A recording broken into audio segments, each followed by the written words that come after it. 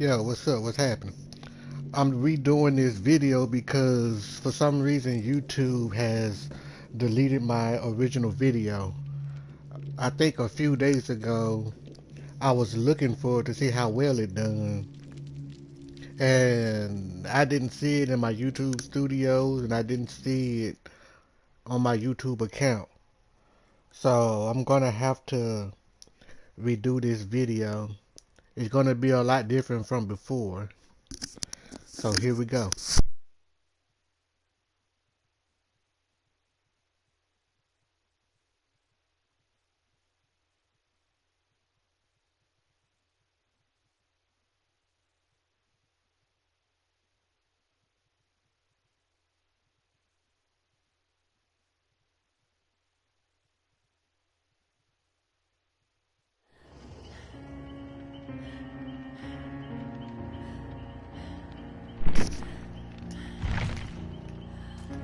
Alright, let's see.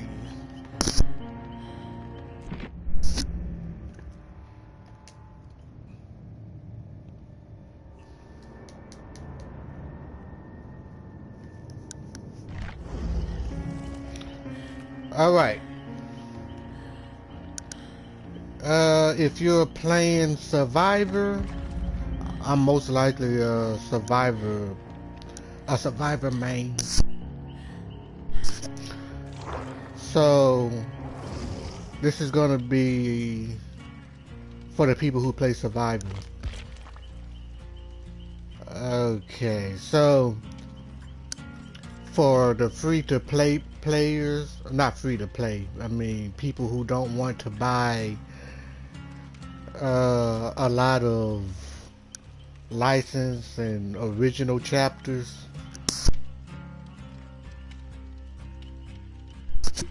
I believe there's quite a few. Okay, these four, that's 6 right here, 7, so it's 9 survivors that you don't have to pay for. So the first person you want to level up would be Ace.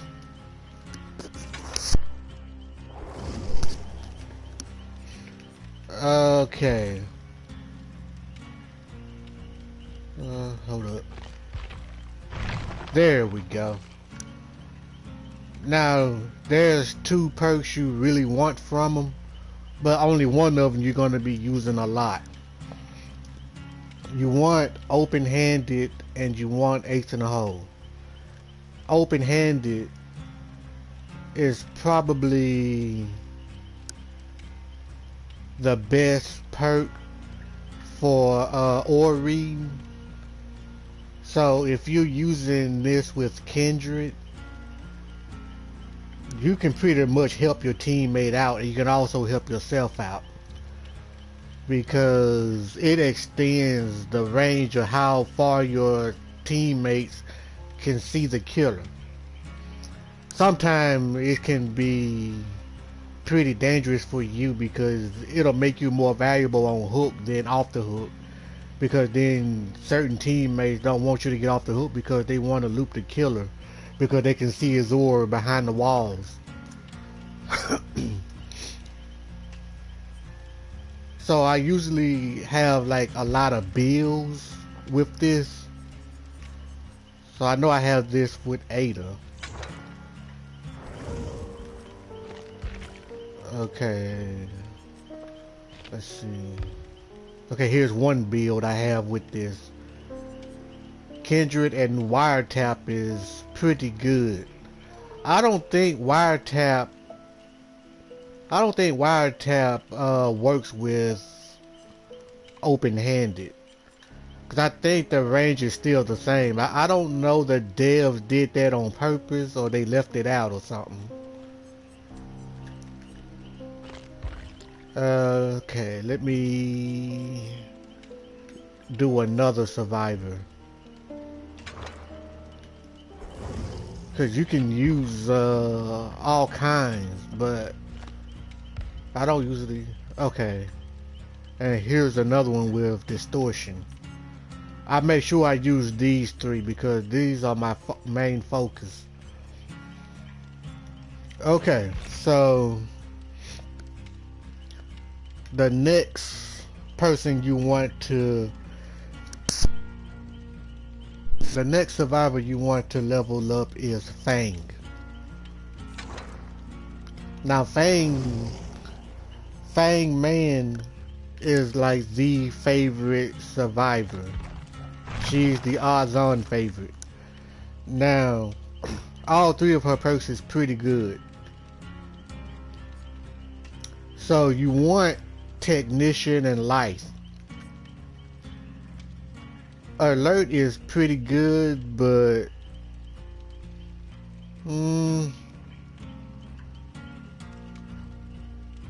I think 5 seconds is not enough time to see the killer breaking walls and pallets, because a lot of times they don't break pallets and walls or whatever and then move.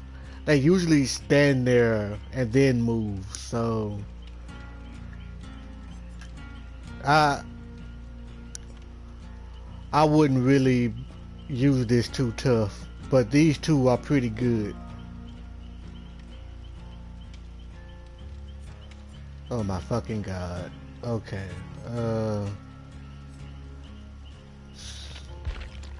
And the last survivor I would recommend you level up first.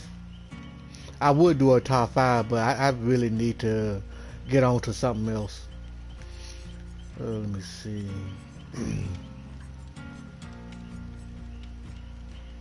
It would have been Bill, but I think all of his perks been nerfed.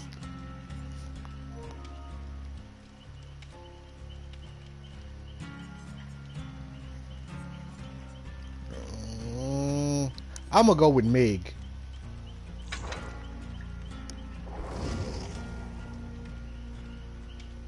No, Claudette. Okay, so Claudette has, well, pretty, all three of her perks is pretty good. Even though her self-care perk has been nerfed probably 5 times already, it's still a strong perk. And people would advise you against this perk, but it's up to you if you want to pay attention to them or not. But the ability to heal yourself without a med kit is always strong on you. I'm probably gonna have to block this person. Okay, next she has botany knowledge. By itself is kind of useless, so you want to pair it with other speed healing perks, or probably with medkits. But just using it to heal other people, no, I wouldn't advise you to do that. This is Claudette's most used teachable perk. Now, if you play altruistically,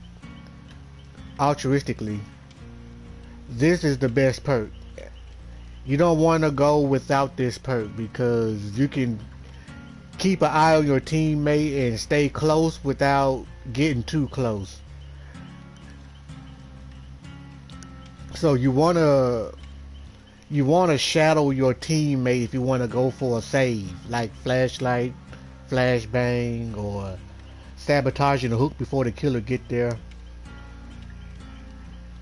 So Claudette is the third recommended survivor I would suggest.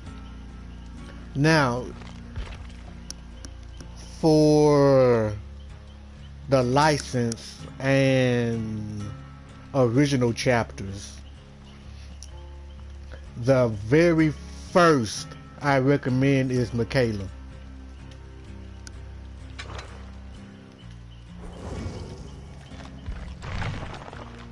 Now Michaela has 3 good perks. Only one of them is like overused, and this is Circle of Healing. Now, I don't advise you to use Circle of Healing by itself. You have to use Shadow Step along with it. Using it without Shadow Step, you're gonna put you and your teammates in danger with just this, because Nurse's Calling is a killer's go-to perk when they want to sweat. And if they see you healing, they're gonna come straight to you and intercept or interrupt. So,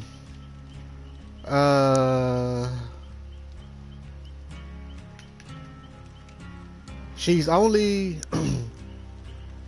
hold up. The name of her chapter, yeah, that's it. It's called The Hour of the Witch. It's only, is it $5? It's not very expensive at all, and she is probably one of the best characters in the game. I would probably say she's in the top 2. Who else on that list with her?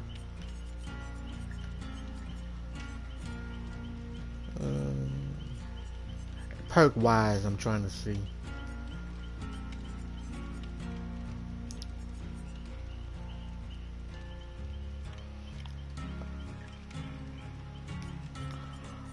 Well, I already see who it is, but I don't want to say it because I might spoil it for the later list. Okay, so make sure you use these two together. Please do not just use Shadow Step. I mean, don't use Shadow Step by itself either, but Circular Healing is definitely a hell no. I mean, it's good, but if killers is tracking down somebody or you, then you're not going to be able to lose the killer. Now, Clairvoyance is a very underrated and underused perk. Now, I usually just use this for finding the hatch. I don't use it for anything else. But the only downside to this perk is that you can't be holding any items in your hand. So if you're using Clairvoyance, make sure you do not select an item.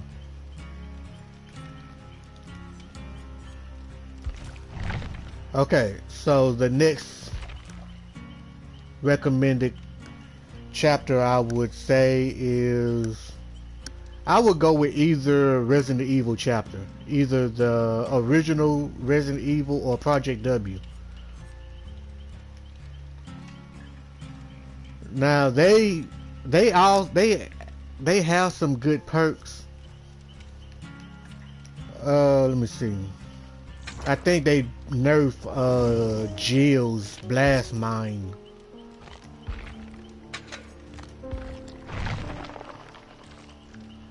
So pretty much Jill's perk is these two right here. So it's always good to come off the hook with half a meter, but if a killer is running Sloppy Butcher, they're gonna have to hurry up and heal you, because as soon as you get off the hook, it's going down pretty fast. It used to counter Sloppy Butcher, but now that Sloppy Butcher had got a rework, Sloppy Butcher counter it now. Counter Force is good if you're the only one cleansing totem. I don't know, running this perk by itself would do any good, but I seen some people use it by itself and they was able to knock out NOED because of it. Well, not knock it out while it's active. I'm talking about like before it was active. And maybe they had help. I don't know. Okay, the next person of the Resident Evil chapter is Leon. Now Leon has one good perk. Well, he actually has two. But the one I use the most is most likely Flashbang. Flashbang is probably his best perk. And the second best perk is Bite the Bullet. Now, Bite the Bullet, it makes everything quiet while you heal yourself or other people. Okay, and for Resident Evil Project W, the first person we have is Ada. I keep going to the wrong one first. Now, Ada has two great perks: Wiretap and Reactive Healing. Now, there's a build that I use around Reactive Healing because Reactive Healing is a very, very underrated perk. Not many people know how this works. So here's the build I have around Reactive Healing. And I also have one on Claudette. I think those are the only two characters I have this build for. But Claudette is a little different from Ada's. Yeah, it's different from Ada's.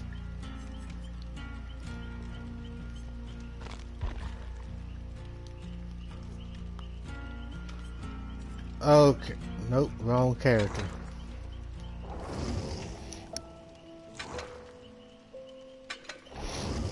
Wanna play, huh? All right. Ready or not, here I come. Okay, so how Wiretap works, if you're if you have a teammate in a 32-meter radius, and if they take a hit or go down, your meter automatically fills up halfway. So if you already has a halfway meter, it's gonna go up probably 25% instead of another 50, because it's gonna meet the bar halfway each time. It's not gonna automatically fills up your meter. The only perk that would fills up your meter without you have to heal yourself is Solidarity. Sadly, Reactive Healing won't do that either. Wiretap, I already explained Wiretap earlier. It's sad that Wiretap doesn't, it won't let open-handed extend the range. So the way Wiretap work is, I lied. The way Wiretap work is, when you do a gen to a certain point, I don't think it takes long for Wiretap to be able to be used. I think any other gen rewards takes a lot longer, but Wiretap doesn't. Because I think it probably takes 15, maybe 20 seconds for you to be able to use Wiretap.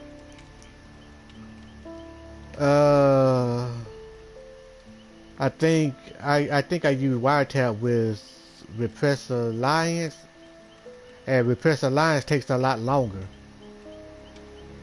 I don't use Blast Mine anymore, so I don't know how fast you can get Blast Mine.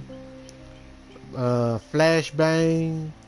Now Flashbang, you would only get it fast if you're doing a gen by yourself. If you're doing gen with somebody else, it's gonna slow the process. Okay, so oh yeah, I didn't even explain the perk fully.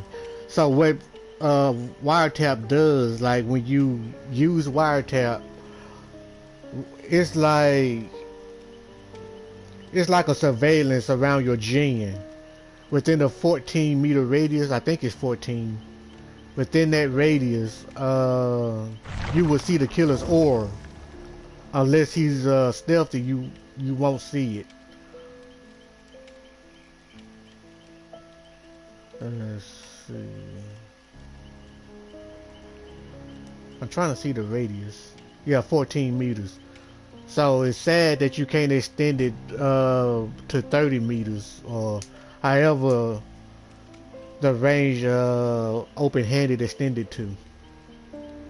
So as long as the killer doesn't kick the gen, which they most likely gonna do, It's not. You will be able to see the killer. You'll be able to see the killer, know which way he's going, know which way to move for yourself. So that's why with Ada I use Repressed Alliance. Okay, so with Becca. So with Rebecca, I use Better Than New and Reassurance. I use Hyper Focus, but I don't use it on all of my survivors. Hyper Focus is a pain if you don't know how to hit those skill checks, because they made it impossibly hard to hit those skill checks. The first two is going to be easy, and then they're going to start hitting you with a 4 o'clock skill check, and you will not hit that skill check. Reassurance, I like this perk because you can use it like on an indoor map, and you can like use it on the top floor for somebody who's like beneath you, and vice versa. But it doesn't work if your teammate is in the basement. For some strange reason, it's not gonna let it go through. I don't know if it was done on purpose or they dropped the ball on it. Now, Better Than New is, I use it a lot with healing builds, but it's also situational. So if you want a totem destroyed a lot faster, you're gonna have to heal a teammate and let them do it, because you'll give them a speed boost on pretty much putting their hands on stuff, except doing a generator. Okay, so the last chapter I recommend.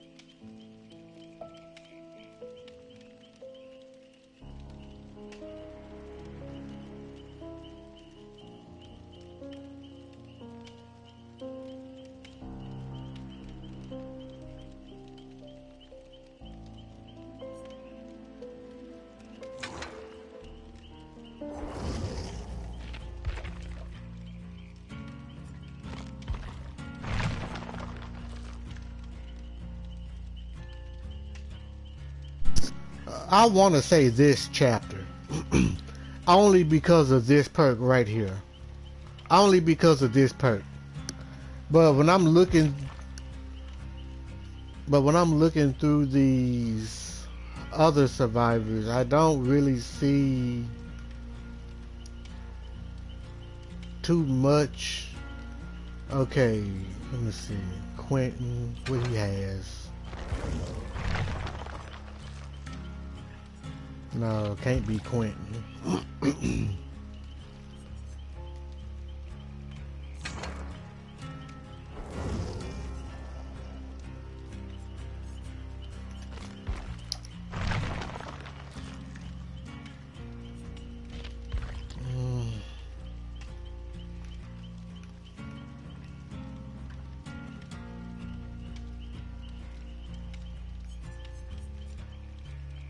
No, it's not this chapter.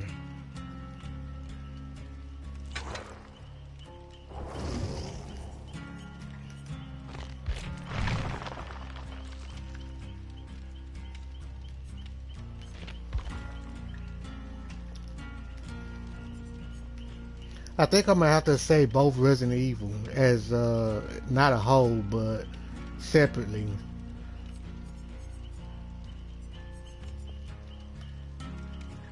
I want to say Hattie, the Darkness chapter. It's Darkness something. I'm not sure. I don't remember what the chapter's called, but